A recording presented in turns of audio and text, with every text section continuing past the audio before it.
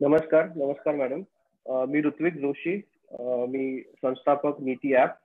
मी दर्शकांचं स्वागत करतो आणि आजच्या गेस्टचं पण स्वागत करतो. आज आपल्यासोबत अदिती तटकरे आहेत.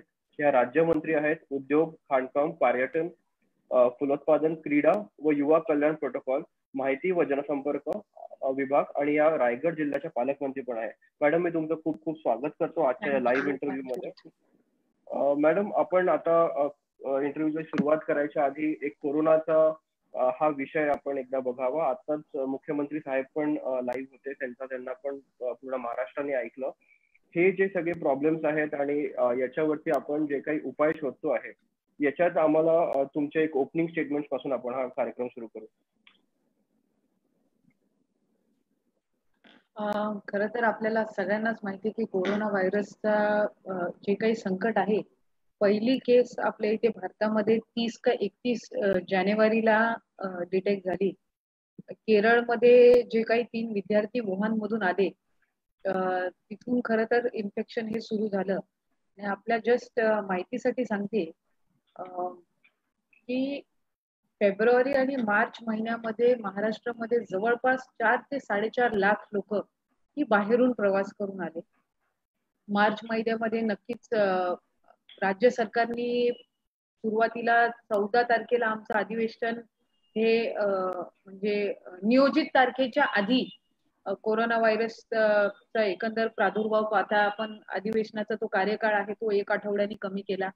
14 तारखेलाच सन्मान्य मुख्यमंत्री उद्धवजी ठाकरे साहेबांनी यांनी आमच्या म्हणजे जे काही विधान भवनामध्ये अधिवेशन चालू असतानाच जाहीर केलं की जे थिएटर्स आहेत, मॉल्स आहेत, हे त्यावेळेलाच बंद करण्यात आले. जे प्रवासी परराज्यातून किंवा इतर देशातून आपल्या राज्यामध्ये आले त्यांची स्कॅनिंग एअरपोर्टलाच, त्यांचं आयसोलेशन, या सर्व गोष्टी आपण त्यावेळेलाही केल्या. आपल्याला सर्वांनाच माहिती आहे का हा व्हायरस याचा जो निर्माण आहे हा काही आपल्या इथे भारतात झालेला नसल्यामुळे जे बाहेरून प्रवास करून आले त्यांच्या माध्यमातूनच या व्हायरसचा जो काही प्रादुर्भाव आहे किंवा प्रसार आहे हा वाढत गेला. आणि दुर्दैवीरित्या आज महाराष्ट्रामध्ये रुग्णसंख्या ही सर्वाधिक आहे.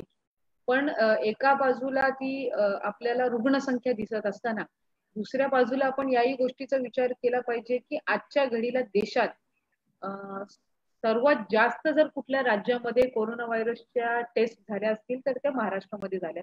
आणि कोरोना व्हायरसचा एकंदर जर आपण प्रोटोकॉल बघितला टेस्टिंग, तर जितक्या आपण टेस्टिंग जास्ती करू, जितका आपण पॉझिटिव्ह केसेस आयडेंटिफाय करू, त्यांना आयसोलेट करू, तितकंच हा प्रादुर्भाव आपण येत्या काळामध्ये कमी करू शकणार आहोत. त्याच्यामुळे आज मुंबईमध्ये असेल, पुण्यामध्ये असेल आणि महाराष्ट्राच्या इतर जिल्ह्यांमध्ये आपण जास्तीत जास्त टेस्टिंगची कॅपॅसिटी आपण वाढवतो जेणेकरून लवकरात लवकर पॉझिटिव्ह केसेस आयडेंटिफाय व्हावेत आणि त्यांचं आयसोलेशन, त्यांच्यावर उपचार, जेणेकरून पुढचा, कारण WHO ने सांगितल्याप्रमाणे we will have to live with this virus ना. आपल्याला वॅक्सिन कधी येईल, ह्याच्यावर एक ठराविक उपचार कधी उपलब्ध होतील. आज जे उपचार केले जातात हे एक्सपेरिमेंटिंग आहे. एक 3-4 जे त्यांनी WHO ने पण रेकमेंड केलेले असतील किंवा वेगवेगळ्या जे काही देश आहेत यांच्या मेडिकल टीम्सनी जी काही रिसर्च केलेली आहे त्यानुसार, आता उदाहरणार्थ भारतामध्ये आपण कुठली मेडिकल ट्रीटमेंट करत असताना आपण ICMR गाईडलाईन्स फॉलो करत असतो. तशाच पद्धतीनं ICMR हे WHO कडनं गाईडलाईन्स घेत असतं. तर ती ज्या आपल्याला गाईडलाईन्स दिलेल्या आहेत आपण त्यानुसार चालतो. यामध्ये आयुष असेल आणि इवन आता हल्लीच्या काही दिवसांपासून होमिओपॅथी जे काही औषधं आहेत, प्रिकॉशनरी मेजर्स आहेत इम्युनिटी वाढवण्यासाठी, आयुर्वेदिक जी काही औषधं आहेत ज्याच्याने इम्युनिटी ही आपली वाढते, तर त्या औषधांची सुद्धा ही सुरुवात केलेली आहे. त्याची परवानगी सुद्धा आरोग्य विभागाने आणि राज्य सरकारने सुद्धा दिलेली आहे. पण यात सर्वात महत्वाचा भाग हा की नक्कीच आपल्याला महाराष्ट्रातली संख्या ही वाढताना दिसते, पण आपण टेस्टिंग जितकी करतोय, आयडेंटिफाय तितक्या लवकर करतोय आणि त्यातूनच आपल्याला पुढे ही संख्या कमी होण्यामध्ये मदत होणार आहे. आज लॉजिकली जर आपण विचार केला तर इतर राज्य दिवसाला किती टेस्टिंग करतात हे आपल्याला माहित नसतं, पण आज महाराष्ट्रामध्ये जवळपास आपण 3 लाख इथपर्यंत आपण ऑलमोस्ट टेस्टिंग केलेली आहे. आणि या 3 लाखातून आपल्याला जे काही 50,000 आहेत या पॉझिटिव्ह केसेस आलेल्या आहेत. पण सुदैवाने जवळपास आपल्याकडे 14 ते 15,000 रुग्ण बरेही झालेले आहेत. आपल्याला एक पॉझिटिव्ह उदाहरण मी देऊ इच्छिते की माझ्या इथे रायगड जिल्ह्यामध्ये एकूण 707 केसेस आहेत. पण या 707 केसेस मधले जवळपास 373 आहेत जे रिकवर होऊन घरी गेलेले आहेत.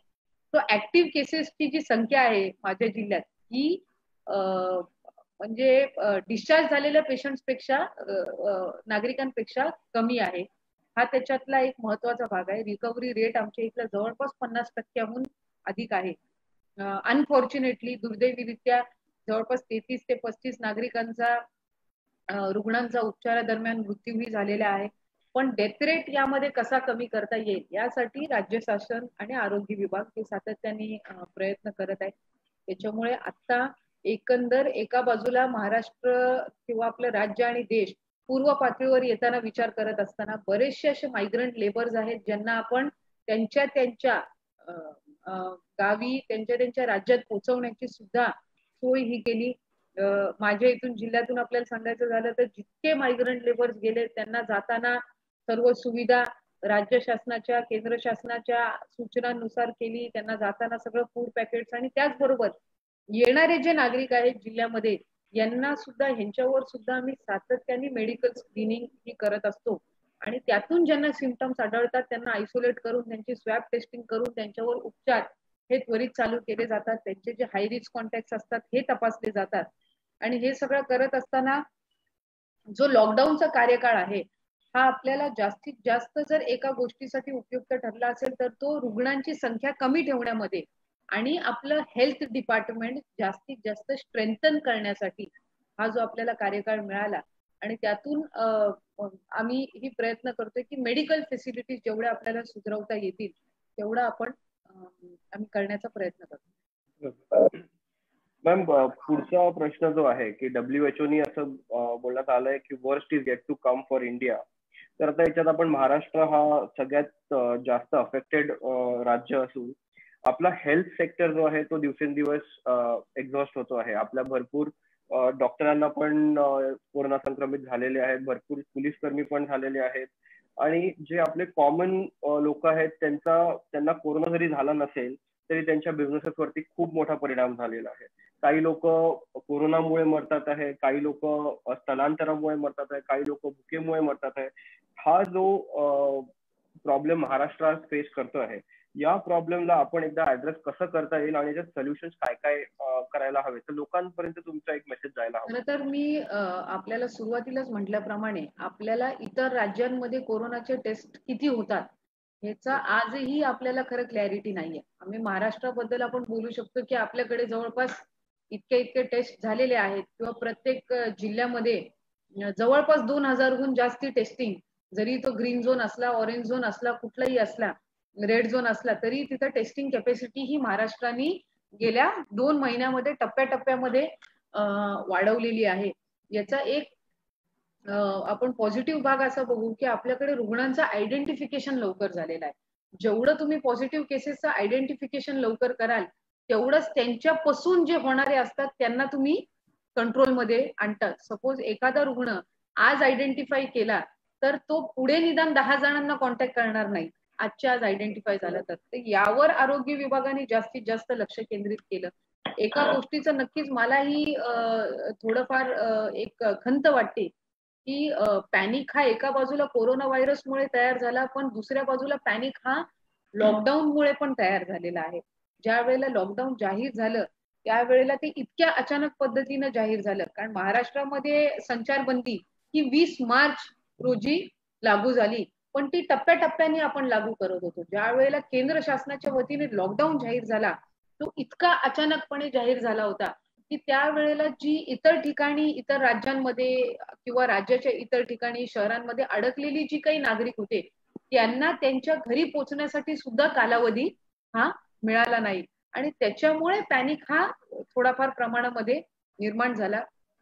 प्रादुर्भाव ज्या वेळेला कोरोना व्हायरसचा वाढत होता त्यावेळेला खरं तर तो वाढायच्या आधीच जर या परप्रांतामध्ये राहणारे जे मजूर आहेत, मायग्रंट्स आहेत किंवा स्टँडर्ड लोक आहेत, स्टँडर्ड म्हणजे जे कामानिमित्त कुठेतरी गेले होते किंवा जे विद्यार्थिनी परीक्षेसाठी कुठे गेले होते, यांना जर प्रादुर्भाव सुरू होण्याच्या आधीच, तो वाढण्याच्या आधीच जर त्यांना त्यांच्या ठिकाणी जाण्याची जर संधी दिली असती तर कदाचित त्यांची जी गैरसोय झाली किंवा आपण मायग्रंट लेबर्स किंवा स्टँडर्ड लोकांची जी काही आपण म्हणतो या सगळ्या लॉकडाऊनमुळे जी काही खरडपट्टी झाली किंवा त्यांना जो काही त्रास झाला हा कुठे ना कुठेतरी थोड्याफार प्रमाणात कमी करता आला असता. पण हे सगळं मी जरी या ठिकाणी बोललेली असली तरी एक गोष्ट आपण समजून घेतली पाहिजे की ही जी आपत्ती आहे ती सगळ्यांसाठी नवीन आहे. ही कुठल्याही म्हणजे राज्य शासनासाठी नवीन आहे, केंद्र शासनासाठी नवीन आहे, प्रशासनासाठी सुद्धा नवीन आहे. आपण आतापर्यंत देशामध्ये इमर्जन्सी सिच्युएशनला सामोरं जात असताना पुराची परिस्थिती असेल, अवकाळी पावसाची परिस्थिती असेल, वादळ वारा असेल, सायक्लोन्स असतील, या सर्व आपत्तीच्या परिस्थिती आपण बघितलेल्या आहेत आणि त्यातून आपल्याला एक अनुभव आहे. पण कोरोना व्हायरस ही एक अशी आपत्ती आहे ज्याचा अनुभव आजपर्यंत कुठल्याही प्रशासनाला किंवा शासनाला नव्हता. त्याच्यामुळे जसं जसं टप्प्याटप्प्यातून आपल्याला अनुभव येत गेला तसं तसं आपण त्याच्यामध्ये त्या यंत्रणेमध्ये आपण सुधार हा करत गेलेलो आहोत. आणि नक्कीच यातून उद्योगधंदे जे आहेत, लघु उद्योजक जे आहेत किंवा इवन आपण जो म्हणू ज्यांची दुकानं असतील, ज्यांचे कुठला ना कुठला व्यवसाय आहे, मग तो रिक्षावाला असू देत किंवा दुकानदार असू दे, या प्रत्येकाला किंवा एक मोठा उद्योजक असू दे, या प्रत्येकाला निश्चितपणाने आर्थिक फटका हा मोठ्या प्रमाणामध्ये बसलेला आहे. त्याच्यामुळे लवकरात लवकर आर्थिक परिस्थिती ही पूर्वपदावर येण्यासाठी केंद्र शासनाच्या वतीने आणि राज्य शासनाच्या वतीने जास्तीत जास्त त्या क्षेत्राकडे लक्ष देण्याची नक्कीच आज गरज भासते. बरोबर. माननीय मुख्यमंत्री साहेबांनी त्यांच्या एका लाईव्ह मध्ये त्यांनी बोललेत की महाराष्ट्र लॉकडाऊनच्या नंतर या विषयावरती समजा आपण बोललो तर ग्रीन झोन हा जो पट्टा आहे त्यांनी डेफिनेशन आपण ग्रीन झोनला दिली आहे, जिथे कोरोना फ्री जे जिल्हे आहेत किंवा जे तालुके आहेत त्या लोकांना साहेबांनी एक विनंती केली की त्यांनी घराच्या बाहेर पडून राज्याची अर्थव्यवस्था बरी करावी. पण आता ही अर्थव्यवस्था कशी बरी होणार, म्हणजे त्यांनी असं काय करावं, कारण की तुमच्याकडे जेवढ्या पण मिनिस्ट्री आहेत त्या सगळ्या याच इकॉनॉमीवरती बोलतात. तर तुमचं याच्याबद्दल आम्हाला मत हवं आहे आणि हेल्प हवी. खरं तर ज्या वेळेला सन्माननीय मुख्यमंत्री उद्धवजी ठाकरे साहेबांनी संवाद साधला त्यावेळेला एकंदर निकष जे होते ते वेगळ्या पद्धतीचे होते. आज जर आपण बघितलं की चौथ्या लॉकडाऊन 4चे जे काही निकष आहेत, जे रेग्युलेशन्स आहेत, ह्याच्यामध्ये रेड झोन्स आणि नॉन रेड झोन्स, म्हणजे आधी ग्रीन झोन्स होते म्हणजे अजिबातच त्या जिल्ह्यामध्ये रुग्ण नाहीत, त्याला ग्रीन झोन म्हणायचो. ज्या जिल्ह्यामध्ये विशिष्ट संख्येपर्यंत मर्यादित रुग्ण आहेत त्याला आपण ऑरेंज झोन म्हणायचो आणि जिथं प्रादुर्भाव मोठ्या प्रमाणात आहे त्याला आपण रेड झोन म्हणायचो. पण लॉकडाऊन 4 मध्ये जे काही निकष आहेत, जे काही नियम आहेत केंद्र शासनाच्या वतीने किंवा मग राज्य शासनाच्या वतीने जाहीर केलेले, त्याच्यामध्ये there are red zones and there are non red zones. कारण आज प्रत्येक जिल्ह्यामध्ये आपण किती म्हटलं तरी 40-50 कोरोनाचे केसेस आहेतच. सन्माननीय मुख्यमंत्री उद्धवजी ठाकरे साहेब असतील किंवा उपमुख्यमंत्री अर्थमंत्री आदरणीय अजितदादा पवार साहेब असतील, महसूल मंत्री थोरात साहेब असतील किंवा आरोग्य मंत्री असतील, आपले गृहमंत्री देशमुख साहेब असतील, या सगळ्यांचं एक म्हणणं आहे की आपण पूर्वपदावर येत असताना एक व्यवस्थितरित्या नियोजन करून, कारण लॉकडाऊन जाहीर करणं सोपं होतं कारण ते सरसकट करायचं होतं, पण ज्या वेळेला आपण लॉकडाऊन उठवण्याचं म्हणतो त्यावेळेला ते टप्प्याटप्प्याने उठवलं जाणार आहे. त्याच्यामुळे सन्माननीय मुख्यमंत्री उद्धवजी ठाकरे साहेब म्हणाले की जिथं प्रादुर्भाव कमी आहे तिथं आपण जे उद्योग क्षेत्र आहेत ते आपण सरसकट सुरू करण्याची परवानगी देतो.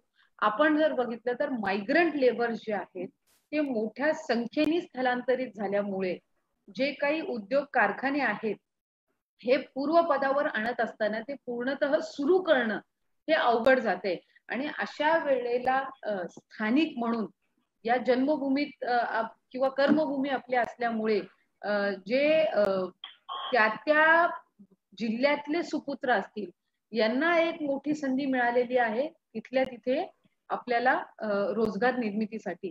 त्याच्यामुळे जिथं कारखाने असतील आणि जिथं त्यांना मॅनपॉवर कमी पडत असेल तिथे या स्थानिकांनी जे काही आपले सुशिक्षित युवक असतील, सुशिक्षित बेरोजगार असतील, यांना संधी आहे, किंवा कामगार क्षेत्रामध्ये जिथं जिथं कमतरता पडत असेल तिथं स्थानिक भूमिपुत्र ती जागा भरून काढू शकतात. त्यांना सुद्धा एक रोजगार निर्मितीची एक संधी त्या ठिकाणी निर्माण होत असते.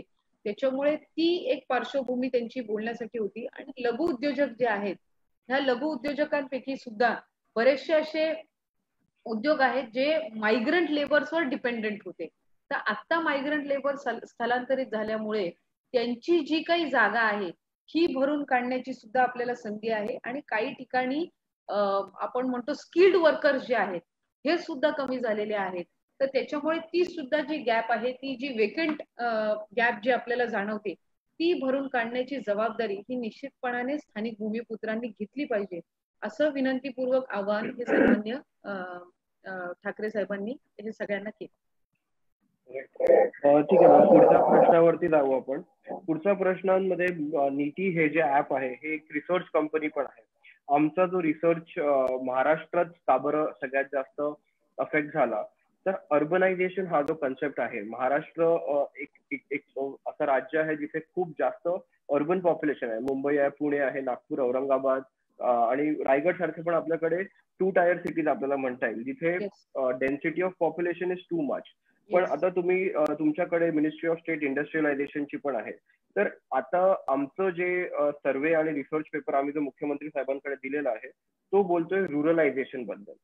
सो कसं होतं आतापर्यंत की सगळ्या इंडस्ट्रीज मुंबई किंवा मुंबईच्या जवळपास पुण्यासारख्या शहरांमध्ये होत्या. रुरलायझेशन हा एक नवीन कन्सेप्ट कोरोनामुळे पुढे येईल का? त्याच्यात असं होईल की इंडस्ट्री सेटअप केली आहे का स्ट्रॉंग बिझनेसमॅननी किंवा उद्योगपतींनी, आणि त्यांनी तिथल्या तिथे सगळ्या त्यांच्या लेबर्सचं, वर्कर्सचं, स्टाफचं आणि मॅनेजमेंटचं तिथेच अकोमोडेशन केलेलं. तर या कन्सेप्ट बद्दल तुमचं काय मत राहू शकतं की जे रुरलायझेशन इन फ्युचर? ह्याच्यात 2 गोष्टी आहेत. पहिलं तर before COVID-19 we they were many things जे आपण ग्रँटेड धरायचो. पण या लॉकडाऊन मध्ये आपल्याला बऱ्याचशा गोष्टी शिकायलाही मिळाल्या, बरेचसे चांगले वाईट अनुभवही आपल्याला आले. आणि त्याच्यामध्ये एक आहे की जे आम्हाला वेगवेगळ्या इंडस्ट्रियल सेक्टर्स जे आहेत, जे वेगवेगळे डिव्हिजनचे जे असोसिएशन्स आहेत, मग ते ॲग्रो बेस्ड असोसिएशन्स असतील, फूड प्रोसेसिंगचे असतील, म्हणजे सगळ्यांसोबत ज्या वेळेला आम्ही चर्चा केली त्यावेळेला एक गोष्ट जाणवली की आपल्याकडे प्रोडक्शन युनिट आणि कन्झम्पशन युनिट मधली कनेक्टिव्हिटी ही आपल्याला जास्तीत जास्त वाढवण्याची फार मोठ्या प्रमाणामध्ये गरज आहे. ती जी गॅप आहे, म्हणजे आपलं प्रोडक्शन युनिट एका जिल्ह्यामध्ये आणि मग कन्झम्पशन हे तिथून अंतरावर असतं, तर कुठं ना कुठेतरी ती लिंक आपल्याला बसवणं फार महत्वाचं आहे. त्याचबरोबर जे आपल्याला आता नवीन जर आपण बघितलं तर एक स्कोप आलेला आहे इंडस्ट्रियल, महाराष्ट्राच्या इंडस्ट्रियल सेक्टरला सुद्धा, की जास्तीत जास्त फॉरेन इन्व्हेस्टमेंट आणण्याचा. तर आता सध्याच्या घडीला जे इंडस्ट्रियल डिपार्टमेंटवर जबाबदारी राहील ती ते जे काही इंडस्ट्रियल सेक्टर्स आहेत, MIDCs असतील, एस्टॅब्लिश्ड MIDCs असतील, इथे आपण कुठल्या पद्धतीचे उद्योगधंदे आपण सुरू करू शकतो तिकडच्या स्थानिक स्कोपनुसार.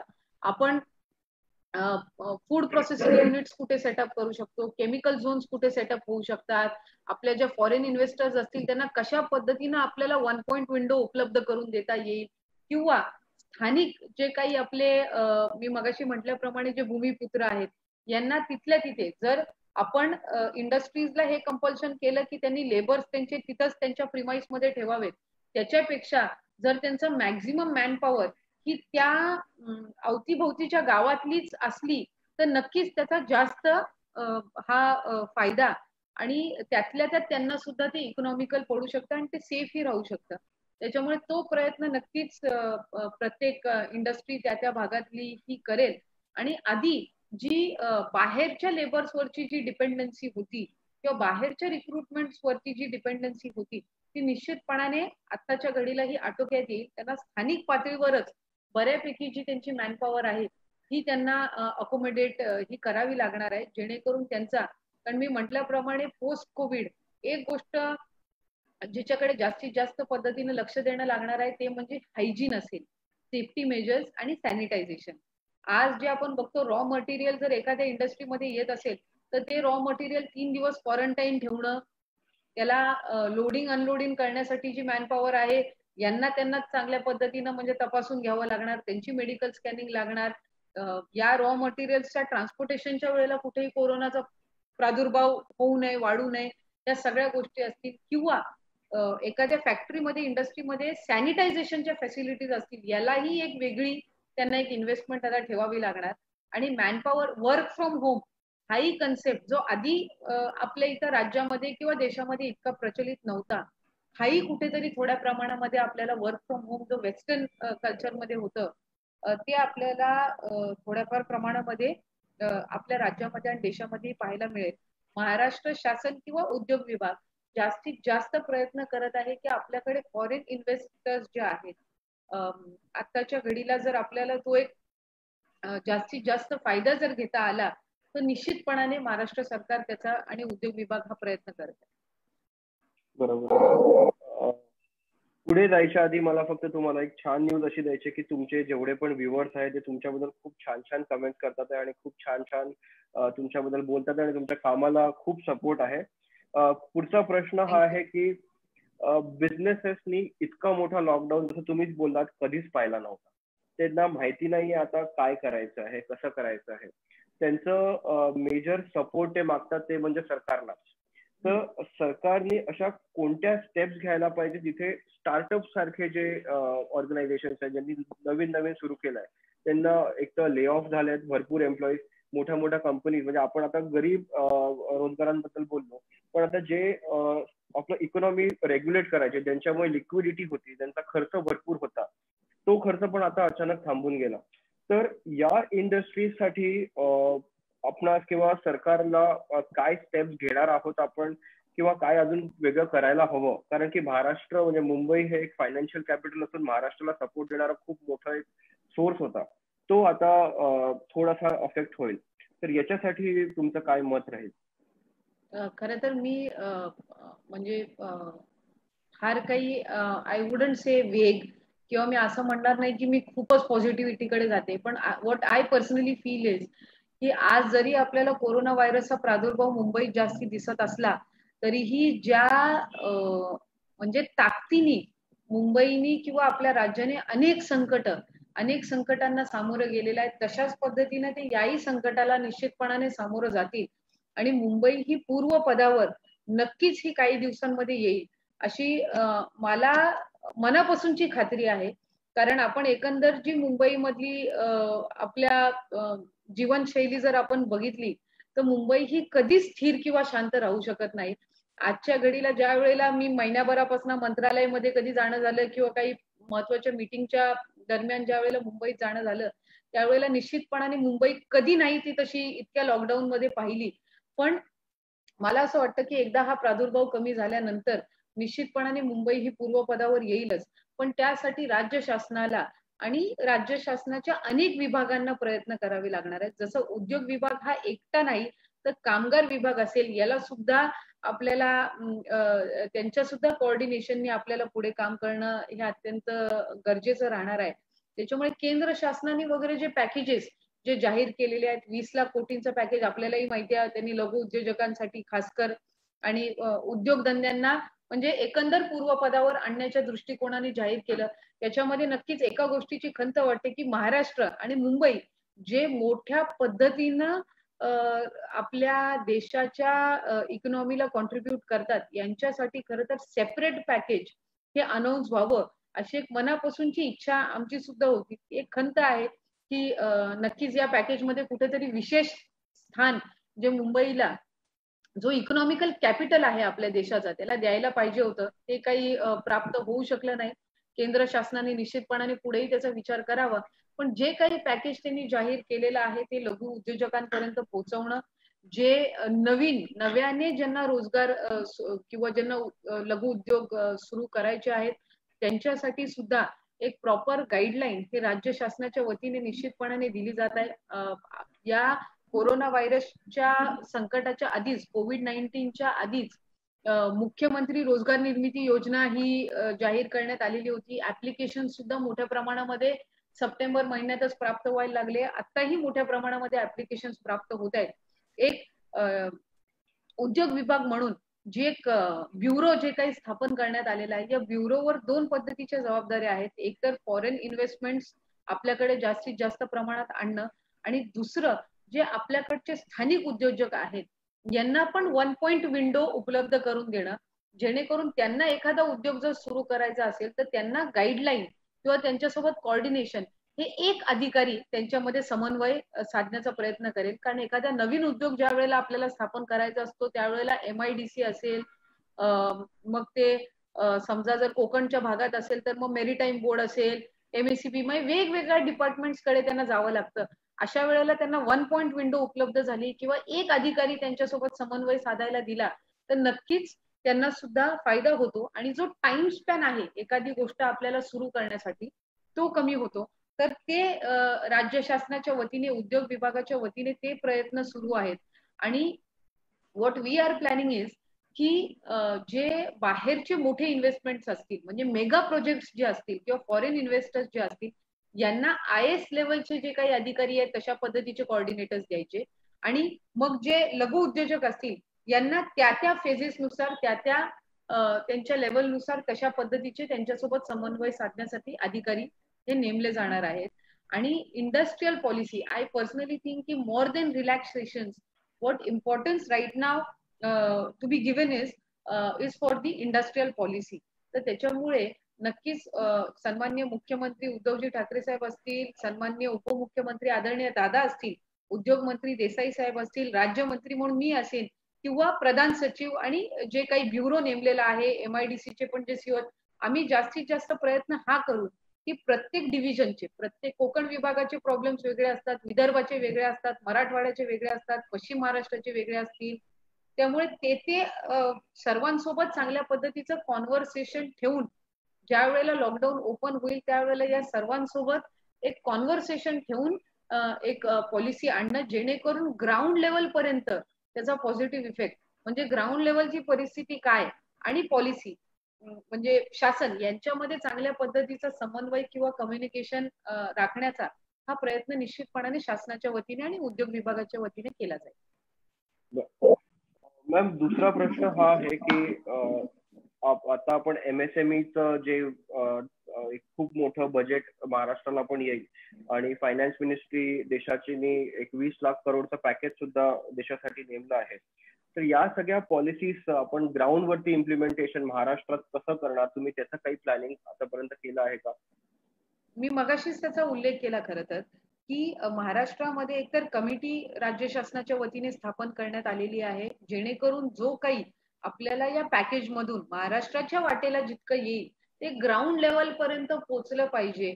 आणि ग्राउंड लेवलची एकंदर परिस्थिती आणि राज्य शासन जी कमिटी नेमलेली आहे, they are going to be mediator between the ground level, म्हणजे काही उद्योजक आहेत ते आणि राज्य शासन यांच्यामधली जी मेडिएटर, जी मधला ब्रिज राहणार आहे, ती ही कमिटी राहणार आहे. त्याच्यामुळे जे काही पॅकेज आपल्याला शासनाच्या वतीने जाहीर झालेला आहे ते निश्चितपणाने त्याचा लाभ हा लघु उद्योजकांना किंवा उद्योजकांना मोठ्या प्रमाणात व्हावा यासाठीचा म्हणून प्रयत्न राहील. आणि या कमिटीचं या ब्युरोचं काम राहणार आहे ते म्हणजे एरिया वाईज आयडेंटिफाय करणं. समजा आज लातूर भाग असेल तर लातूर भागामध्ये एक आम्हाला विनंती किंवा एक सूचना अशी येते की तिथे कुठल्या पद्धतीच्या इंडस्ट्री जर वाढवायच्या झाल्या तर ते कुठल्या पद्धतीच्या असावा, फार्मास्युटिकल बेस्ड असाव्या का फूड प्रोडक्शन बेस्ड असाव्या, तर या सगळ्याचं आपण आयडेंटिफिकेशन करत आहोत. जसं कोकणामध्ये केमिकल झोन, कारण मरीन आउटलेट इथं असल्यामुळे रत्नागिरी आणि रायगडमध्ये आतापर्यंतही फार्मास्युटिकल बेस्ड आणि केमिकल बेस्ड कंपन्या ज्या आहेत, तर त्या एका बाजूला करत असताना इथं फूड प्रोसेसिंग युनिट पण मोठ्या पद्धतीने येऊ शकतात. इथं एक इंडस्ट्रियल हब सुद्धा रायगडमध्ये तयार होऊ शकतं.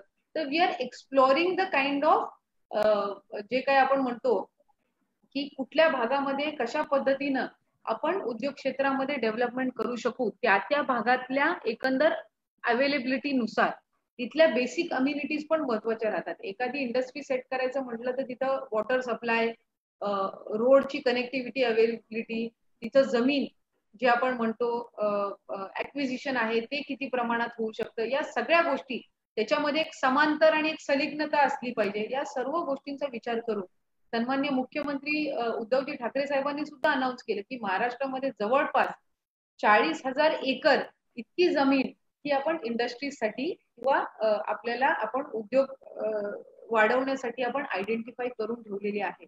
तर त्याचं जे नियोजन आहे हे निश्चितपणाने राज्य शासन आणि उद्योग विभाग येत्या काळामध्ये करेल. मॅम, आता आपण तुमची जी मायनिंगची सुद्धा आपल्याकडे मिनिस्ट्री आहे, हा मायनिंग सेक्टर राज्याला आणि देशाला एक खूप मोठा इन्कम सोर्स सुद्धा असतो. आता याच्यात केंद्र शासनाने एक नवीन पॉलिसी काढली की आता याच्यात प्रायव्हेट प्लेयर सुद्धा पुढे येऊन पार्टिसिपेट करू शकतात. तसंच WCL आणि मॉइल सारख्या सुद्धा कंपनीज महाराष्ट्रात आहे, जे खूप मोठा रिसोर्स देशाला देतात. कोळसाचा असेल, मॅग्नीजचा असेल किंवा अजून पण काही मरीन्स असतील. तर यांच्यावरती किंवा जे आपण पब्लिक प्रायव्हेट लिमिटेड कंपनीज असतील त्यांच्यावरती जो इफेक्ट पडेल, private players are allowed in Maharashtra now in the entire coal and mining sector. तर याच्यावरती काय ठराव घ्यावा सगळ्या कंपनीजने? नाही, खरं तर मायनिंग सेक्टर जर आपण बघितलं तर याच्यामध्ये इन्व्हॉल्ड असणारे जे काही आपण म्हणू ऍस्पेक्ट्स किंवा पार्टीज असतात, these are from all sectors. म्हणजे अगदी मोठ्यातले मोठे उद्योजक पण त्याच्यामध्ये असतात आणि एकदम तळागाळातलं जे आपण म्हणतो ते पण. आणि मायनिंग सेक्टर जे आहे हे आपल्या इव्हन राज्यामध्ये तसं आपण बघायला गेलं की सेक्शन्स मध्ये अवेलेबिलिटी आहे. म्हणजे चंद्रपूरला मोठ्या प्रमाणामध्ये आहे, कोकणात काही कमी प्रमाणामध्ये आहे, रत्नागिरीला थोड्या प्रमाणामध्ये आहे, रायगडमध्ये आहे, किंवा आपण जर बघितलं तर ते आयडेंटिफाईड झोन्स मध्ये आहे, ते काही सरसकट नाहीये.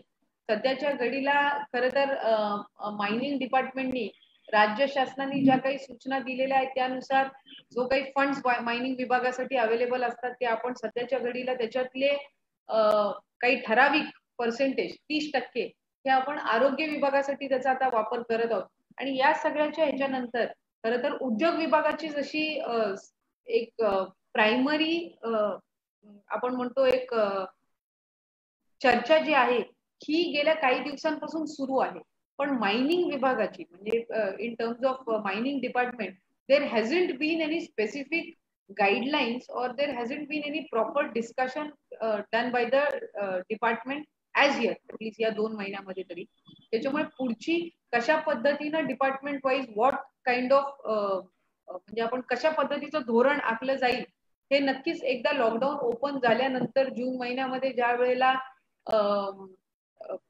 राज्य सरकार आणि जे काही डिपार्टमेंट आहेत जे बसून ज्या वेळेला त्या गोष्टीचा आढावा घेतील त्यावेळेला त्याच्या संदर्भातली पुढची पॉलिसी ही ठरवली जाईल.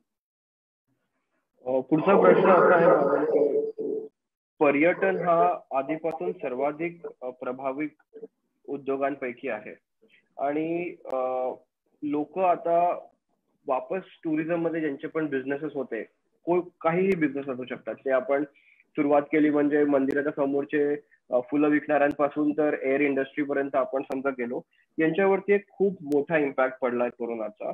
आणि आपण रायगड जिल्ह्यात असून हा रायगड हे ऐतिहासिक स्थळ आहे, तर इथे लोकांना काय सोल्युशन काढता येईल?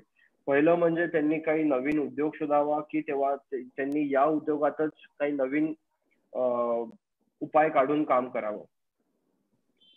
ह्याच्यामध्ये एक आहे की out of all the departments जे पोर्टफोलिओज माझ्याकडे तरी आहेत त्याच्यात सर्वात उशिरा जर कुठलं डिपार्टमेंट ओपन होईल ते आय फील राईट नाऊ ते पर्यटन असेल.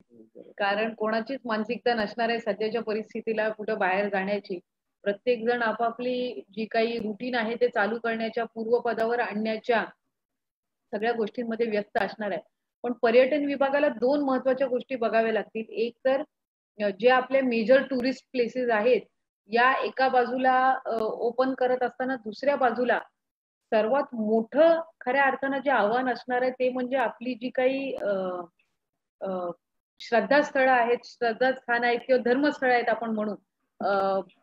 मग उदाहरणार्थ शिर्डी असेल, सिद्धिविनायक असेल, आपलं पंढरपूर असेल, कोल्हापूर असेल, हाजी अली दर्गा, चर्चेस असतील, हे ज्या वेळेला लॉकडाऊन नंतर ओपन होण्याचा विषय येईल त्यावेळेला खऱ्या अर्थानं शासनासमोर आणि त्याचबरोबर या संस्थांची जी कमिटी आहे यांच्यासमोर एक मोठं आव्हान असणार आहे की ते कशा पद्धतीनं ओपन करावं. कारण आपण फारच खरं तर आपण बघायला गेलं तर we as Indians are very religious आणि मला वाटतं ही पहिलीच वेळ असावी की 2 किंवा 3 महिने आपल्या इथली मंदिरं किंवा धार्मिक स्थळं जी आहेत, श्रद्धास्थळं जी आहेत ती बंद आहेत. त्याच्यामुळे ज्या वेळेला लॉकडाऊन ओपन होईल त्यावेळेला निश्चितपणाने पहिलं एखाद्या व्यक्तीला जर कुठं जावंसं वाटेल तर ते मंदिरात किंवा दर्गात किंवा मस्जिद किंवा चर्चमध्ये जावंसं वाटेल. तर अशा वेळेला तिथली जी एकंदर आखणी आहे ती लवकर करणं अतिशय महत्वाचं आहे. One thing which post Covid things जे चेंज होणार आहे ते म्हणजे आपल्याला हायजीन फेसिलिटीजवर, सॅनिटायझेशन फेसिलिटीजवर जास्त इन्व्हेस्टमेंट करावी लागणार आहे. मी जसं उद्योगधंद्यांबद्दल किंवा इंडस्ट्रीज फॅक्टरीज बद्दल बोलली त्याच्यापेक्षाही जास्त जबाबदारी ही आपली त्या श्रद्धास्थानांवर राहणार आहे. कारण आपण जर बघितलं तर आपल्याकडे स्पेसिफिक डेज ठरलेले असतात. मंगळवार म्हटल्यावर नागरिक हे किंवा जे भाविक असतात हे सिद्धिविनायकला जाणार म्हणजे जाणारच किंवा गणपती मंदिरला जाणार म्हणजे जाणारच. शुक्रवार असेल तर दर्गा, मस्जिद इथं होणारी जे येणारे जे त्यांचे भाविक आहेत ते असतात. गुरुवारी आपण म्हटलं तर शिर्डीला जाणारे भाविक मोठ्या प्रमाणामध्ये असतात. तर अशा वेळेला आय थिंक पर्सनली पर्यटन विभाग आणि शासनाच्या कडे एक सर्वात मोठं जबाबदारी राहणार आहे की फेजेस मध्ये ओपन करणं, टप्प्याटप्प्याने लॉकडाऊन नंतर ही स्थळं ओपन करणं. आपल्याला एक उदाहरण देते की 6 जूनला राज्याभिषेक सोहळा हा रायगड गडावर साजरा होत असतो मोठ्या उत्साहाने. लाखोंची गर्दी तिथं शिवभक्तांकडनं होत असते आणि जवळपास 2-3 दिवस त्या गडावर वास्तव्य या शिवभक्तांचं असतं. यंदाच्या वर्षी कोरोना व्हायरसच्या पार्श्वभूमीवर तिथे तो तितक्या मोठ्या प्रमाणामध्ये जरी साजरा करता येत नसला तरीही आपण तिथे लाईव्ह टेलिकास्ट हे नक्की शिवभक्तांसाठी आपण ठेवणार आहोत. लिमिटेड थोड्या पद्धतीनं तिथं राज्याभिषेक सोहळ्याचा म्हणजे जो कार्यक्रम आहे तो होईल पण तो मर्यादित संख्येमध्ये होईल. पण जेव्हा केव्हा आपण शिवभक्तांसाठी तो गड पुन्हा एकदा ओपन करू किंवा उपलब्ध करून देऊ त्यावेळेला तिथं मेडिकल स्कॅनिंगची जी काही तयारी असेल ती ठेवावी लागेल. तिथं जे फूड स्टॉल्स असतील किंवा तुम्ही म्हटल्याप्रमाणे काही मंदिरांच्या बाहेर फुलांचे स्टॉल्स असतात, फूड स्टॉल्स असतात, इथल्या हायजीन फेसिलिटीजवर आपल्याला लक्ष द्यावं लागेल. बेसिकली तिथे जे वॉशरूम्स आहेत, रेस्टरूम्स आहेत, सॅनिटायझेशन फेसिलिटीज आहेत या आपल्याला मोठ्या प्रमाणामध्ये उपलब्ध करून द्याव्या लागतील. आणि till the department is confident की आपण त्याच्यामध्ये आमचं सुदैव असं आहे की पहिल्यांदाच पर्यटन विभागाला सन्माननीय अर्थ व नियोजन मंत्री दादांनी 1400 कोटी इतका निधी उपलब्ध करून दिला. त्यावेळेला निश्चितपणाने मी असेन आणि कॅबिनेट मंत्री आदित्य जे असतील आम्हाला दोघांनाही वाटलं होतं की यावेळेला टुरिझम डिपार्टमेंट आपल्याला खूप एक्सप्लोर करण्याचा चान्स आहे. कारण आपल्याला रोजगार निर्मिती ही या डिपार्टमेंटच्या माध्यमातून ही करता येऊ शकते. आणि कोकणाला तर निश्चितपणाने मोठा फटका बसणार आहे कारण कोकण पूर्ण विभाग हे एक पर्यटन स्थळ म्हणून ओळखलं जातं. आणि अशा वेळेला what we are planning is what we are trying is की बाकीचे जे स्टेट्स आहेत उदाहरणार्थ आमचं राजस्थानचे जे टुरिझम मंत्री आहेत यांच्यासोबत काही दिवसांपूर्वी व्हिडिओ कॉन्फरन्स थ्रू चर्चा झाली. त्यांना आम्ही विचारलं की ते टुरिझम बेस्ड स्टेट आहेत तर ते कशा पद्धतीनं पोस्ट कोविड लॉकडाऊन मधून बाहेर येणार, कशा पद्धतीनं ते त्यांचे जे पर्यटन स्थळ आहेत ते ओपन करणार त्यांचा अनुभव आपण लक्षात घेऊ. त्यातून आपल्याला काही शिकायला मिळेल. केरळ असेल तर केरळ गव्हर्नमेंटला आम्ही अप्रोच करू, गोवा वी कॅन अप्रोच. तो एकमेकांचे सजेशन्स घेऊन आपल्याला याच्यातून निश्चितपणाने बाहेर पडण्याचा हा टुरिझम डिपार्टमेंटचा प्रयत्न राहील. आणि त्याचबरोबर जर इंटरस्टेट टुरिझमसाठी समजा राजस्थान मधून येणारे पर्यटक असतील, महाराष्ट्रातून राजस्थानला जाणारे पर्यटक असतील यांच्यासाठी जर आपण काही पॅकेजेस जर काही तयार करू शकलो आणि जाहीर करू शकलो ज्याच्यातून ट्रॅव्हल एजन्सीज ज्या आहेत, हॉटेल्स आणि रिसॉर्ट्स असतील यांनाही त्यातून काहीतरी फायदा मिळावा. जसं आपण उद्योजकांसाठी पॅकेज जाहीर करतो तसं टुरिझम डिपार्टमेंटसाठी सुद्धा केंद्र शासनाने हे पॅकेज जाहीर करणं हे अतिशय महत्वाचं आहे. त्याच्यामुळे ते सेपरेट पॅकेज एक त्याची मागणी सुद्धा केंद्र शासनाकडे करू आणि त्यानुसार राज्य शासन सुद्धा निश्चितपणाने त्या संदर्भामध्ये उपाययोजना करते. बरोबर. मॅडम, आता आपण ज्या डेव्हलपमेंटच्या प्रश्नांबद्दल बोललो, मला एक राजकीय प्रश्न असा आहे, तो म्हणजे आताच मागच्या 2 दिवसाआधी भाजपाचे जेवढेही नेते होते त्यांनी एक आंदोलन सारखं हे केलं की या सरकारची, उद्धवजी ठाकरे जे साहेब आहेत, आपले मुख्यमंत्री साहेब आहेत, त्या सरकारची कुठे ना कुठे रिझल्ट आपले कमी पडतात आहे आणि याच्यावरती त्यांचं आंदोलन होतं. तर याच्यावरती जी टीका झाली त्याला का तुम्हाला काही उत्तर देऊ इच्छिता का? खरं तर मी फार काही त्यावर बोलू इच्छित नाही. कारण एक लोकप्रतिनिधी असताना पहिली आपली जबाबदारी असते की आपण आपलं काम करणं. आपण जितकं या संकटातून बाहेर पडत असताना लोकांपर्यंत जितकं पोहोचू, त्यांच्या अडचणी जितक्या सोडवू हे प्रयत्न करणं अतिशय महत्त्वाचे असतात. पण मी सुरुवातीलाच म्हटल्याप्रमाणे कोरोना व्हायरसचं जे काही संकट आहे, आपण इतक्या इमर्जन्सी सिच्युएशन बघितलेल्या आहेत. 1-1.5-2 वर्षापूर्वी पश्चिम महाराष्ट्रामध्ये झालेला पूरही नागरिकांनी बघितलेला आहे. आपण सायक्लोन्स असतील, वादळ वारा असेल, अवकाळी पाऊस असेल, या सर्व परिस्थिती आपण बघितलेल्या आहेत. त्यामुळे त्यातून बाहेर येण्याचा अनुभव हा आपल्या प्रत्येकाला आहे. आपल्याला प्रत्येकाला माहिती आहे, की पूर आलाय तर पूर 4-5 दिवसांनी ओसरणार आहे, 15 दिवसांनी ओसरणार आहे. आपण परिस्थिती ती पूर्वपदावर आणू शकतो. कुठल्याही संकटाचा आजपर्यंत जितक्या इमर्जन्सी सिच्युएशन आल्या, या प्रत्येकाला सामोरं जाण्याचा एक अनुभव होता. प्रशासनाला आणि जे काही तत्कालीन शासन असेल त्यांना. पण कोरोना व्हायरसचं जे संकट आहे, कोविड-19 जे आपण म्हणतो, याचा अनुभव कोणालाही नाहीये. ही पहिल्यांदा आलेली परिस्थिती आहे. त्याच्यामुळे शासन म्हणून पण नव्याने आलेल्या परिस्थितीला सामोरं जात असताना काही गोष्टींच्या कमतरता या निश्चितपणाने राहत असतात. पण अशा वेळेला जर आपण आपण काही स्टेट्स जर बघितले तिथं विरोधक आणि सत्तेमध्ये असणारे जी काही गव्हर्नमेंट आहे, यांच्यामध्ये चांगल्या पद्धतीचं कोऑर्डिनेशन आपल्याला पाहायला मिळालं. ते एकत्रितपणे येऊन लोकांना आवाहन करत आहेत आणि त्यांच्या अडचणी सोडवण्याचा प्रयत्न करत आहेत. त्यामुळे तशा पद्धतीची भूमिका जर एक राज्य म्हणून आपण घेतलं तर निश्चितपणाने नागरिकांना, आपल्या राज्यातल्या नागरिकांना एक वेगळ्या पद्धतीचा त्यातल्या त्यात संकटामध्ये सुद्धा एक चांगला अनुभव येऊ शकेल असं मला तरी वाटतं. जे काही आंदोलन झालं त्याला कशा पद्धतीचा प्रतिसाद मिळाला हे सोशल मीडियावरही आपण बघितलं. आत्ता कोरोना व्हायरसमुळे इतकी निगेटिव्हिटी तयार झालेली असताना त्यात आपण अजून एक निगेटिव्हिटी तयार करणं हे काही कोणालाही रुचलेलं नाहीये.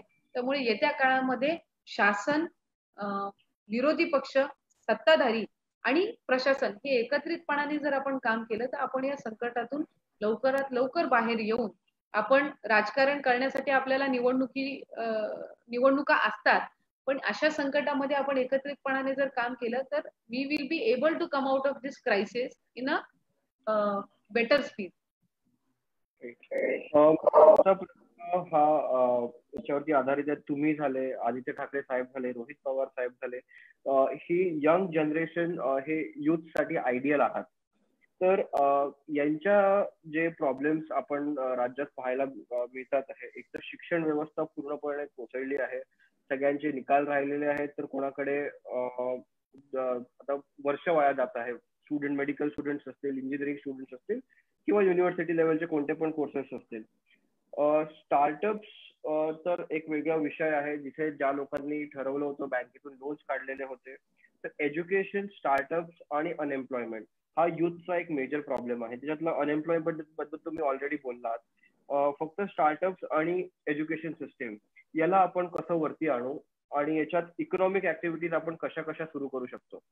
ह्याच्यात एक आहे की एज्युकेशन डिपार्टमेंट संदर्भामध्ये वेगवेगळे जे काही त्याच्यातले सेक्टर्स आहेत, हायर एज्युकेशनल डिपार्टमेंट असेल किंवा कॉम्पिटेटिव्ह एक्झाम साठीचं डिपार्टमेंट असेल, प्रायमरी एज्युकेशन असेल, हे त्या मंत्र्यांनी त्यांच्या पद्धतीनं त्याच्यामध्ये नक्कीच म्हणजे एकंदर त्यांनी काम करण्याचा प्रयत्न हा केलेला आहे.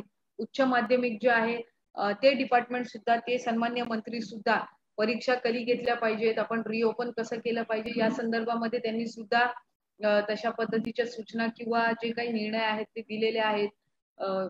मला काल किंवा आजच न्यूज मध्ये HSC चे रिझल्ट जून महिन्या अखेरीस जाहीर होतील अशी या ठिकाणी एक त्यांनी शक्यता वर्तवलेली आहे. प्रायमरी एज्युकेशन साठी वर्षाताई आहेत, यांनी कालच नव्याने या प्रायमरी डिपार्टमेंटनी, प्रायमरी एज्युकेशन डिपार्टमेंटनी कशा पद्धतीनं सुरू करावं आणि मुलांसाठी ऑनलाईन गायडन्स या संदर्भामध्ये सुद्धा त्यांनी एक ऍप आणि त्यांनी जी काही ती सुविधा आहे ती कालच त्यांनी उपलब्ध करून दिलेली आहे. त्याचंही उद्घाटन त्यांनी काल, उद्घाटन म्हणजे त्याची सुरुवात त्यांनी काल केलेली आहे.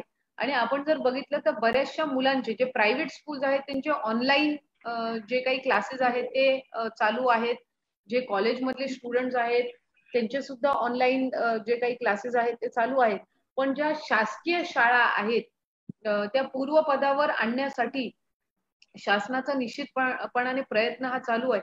आणि जास्तीत जास्त आपण एकंदर या परिस्थितीतून बाहेर पडत असताना मुलांचं शैक्षणिक वर्षाचं नुकसान कुठेही होऊ नये यासाठी म्हणून education department is trying to work on it. आता एकंदर आपल्याला जून जुलै, आय पर्सनली थिंक जुलै महिना तरी शाळा सुरू होण्यामध्ये, जुलै किंवा सप्टेंबर महिना, ऑगस्ट महिना हा जाऊ शकेल.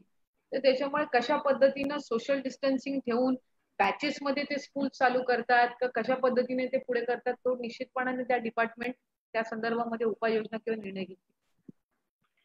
मॅडम एक शेवट, हा प्रश्न बेसिकली आपण बोलतोय की सेंट्रल गव्हर्नमेंटने फ्लाईट ही सुविधा सुरू केली आहे, पण महाराष्ट्रात अजून फ्लाईट्सला वेलकम होईल असं महाराष्ट्र सरकारने एनओसी म्हणू शकतो किंवा ऑब्जेक्शन आहे किंवा नाही हे काही जाहीर केलेलं नाही.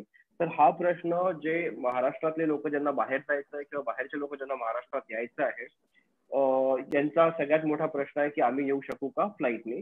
दुसरा याच्यातच आहे की महाराष्ट्रात जे डोमेस्टिक ट्रान्सपोर्ट आहे म्हणजे मुंबई नागपूर म्हणा किंवा मुंबई औरंगाबाद फ्लाईट्स राहतील, या फ्लाईट चालू होतील का, तर याच्याबद्दल सरकारने काही निर्णय घेतला आहे? मला असं वाटतं त्या संदर्भामध्ये सन्माननीय मुख्यमंत्री उद्धवजी ठाकरे साहेब असतील हे केंद्र शासनाकडे जे काही शासनाच्या वतीने मत आहे ते तिथे नोंदवतीलच. काल देशमुख साहेबांनी, गृहमंत्र्यांनी एक मत मांडलं जे अतिशय योग्यही आहे की आत्ताच्या घडीला एअरलाईन्स जर आपण चालू केल्या तर आतापर्यंत जे काही आपण रोखू शकलेलो आहे आणि it is not safe also, त्यात त्यांनी एक म्हटलेलं आहे की अत्यावश्यक सेवेच्या व्यतिरिक्त म्हणजे जे विद्यार्थी अडकलेले असतील, जे नागरिक गेल्या 2-2.5 महिन्याच्या लॉकडाऊनच्या कार्यकाळामध्ये अडकलेले असतील यांच्यासाठी फ्लाईट्स उपलब्ध करून देणं हा एक भाग झाला.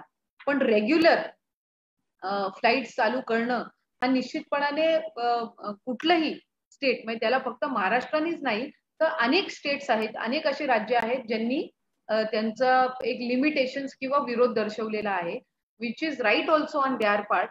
कारण एका बाजूला आपण आपल्याकडे जो झालेला प्रादुर्भाव आहे हा रोखताना बघत आहोत आणि त्यामध्ये यंत्रणा आपली लागलेली असताना आता तो म्हणजे बाहेरून येणाऱ्या नागरिकांचा पण लोड वाढवून घेणं. फ्लाईट्स हे येत आहेत पण फ्लाईट्स कुठल्या येत आहेत की बाकीच्या देशांमध्ये अडकलेले नागरिक, भारतीय नागरिक असतील, महाराष्ट्रातले नागरिक असतील हे किंवा इतर राज्यामध्ये जे अडकलेले असतील ते, त्यांच्यासाठी फ्लाईटची सुविधा उपलब्ध होणं हे निश्चितपणाने किंवा अत्यावश्यक सेवेसाठी उपलब्ध असणं हे गरजेचं आहे. पण सामान्य नागरिकांसाठी सध्याच्या घडीला तरी ही सुविधा चालू न करण्याचा जे राज्य शासनाचं मत आहे ते मला असं वाटतं की योग्य. धन्यवाद. इथे आपले प्रश्न तरी संपलेत. आता एक शेवटचा मेसेज तुमच्याकडून जनतेसाठी. माझी खरं तर आपल्या माध्यमातून सर्वच जे ऑनलाईन व्ह्युअर्स आहेत यांना उद्या खरं तर आपण ईद उद्या आहे पण आज त्यांना ऍडव्हान्स मध्ये ईदच्या शुभेच्छाही देईन. मला एका गोष्टीची निश्चितपणाने जाणीव आहे की महाराष्ट्रामध्ये, आपल्या देशामध्ये सण हे मोठ्या प्रमाणामध्ये साजरे केले जात असतात.